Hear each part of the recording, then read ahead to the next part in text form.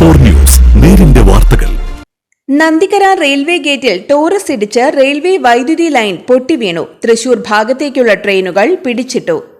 Nandikkara railway ഗേറ്റിൽ Taurus ഇടിച്ച് railway വൈദ്യുതി ലൈൻ പൊട്ടിവീണു. ഒഴിവായത് വൻ ദുരന്തം. 25,000 കിലോ വാട്ട് ശേഷിയുള്ള OHE ലൈൻ കമ്പിയാണ് പൊട്ടിവീണത്. വ്യാഴാഴ്ച രാവിലെ 11:35 അപകടം. നെടുമ്പാളിൽ നിന്ന് ടാർ മിക്സിംഗ് കൊണ്ടുവന്ന ലോറി ഗേറ്റ് അടയ്ക്കുന്നതിനിടെ കടക്കാൻ ശ്രമിച്ചതാണ് അപകടത്തിന് ഇടയാക്കിയത്. ലോറി ഇടിച്ചു തകർന്ന ഗേറ്റ് വൈദ്യുതി ലൈനിൽ തട്ടി കമ്പി പൊട്ടി വീഴുകയായിരുന്നു.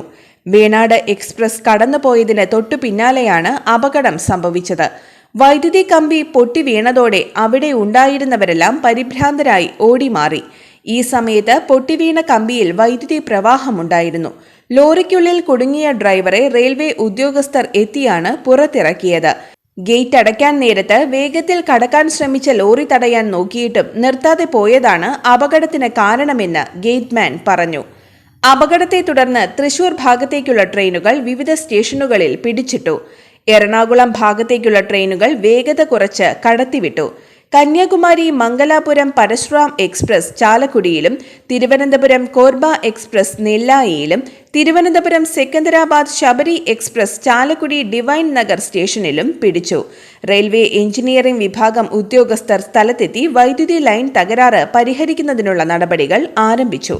2 മണിക്കൂറിന് ശേഷം ട്രെയിൻ ഗതാഗതം പൂർവ്വസ്ഥിതിയിലാക്കി.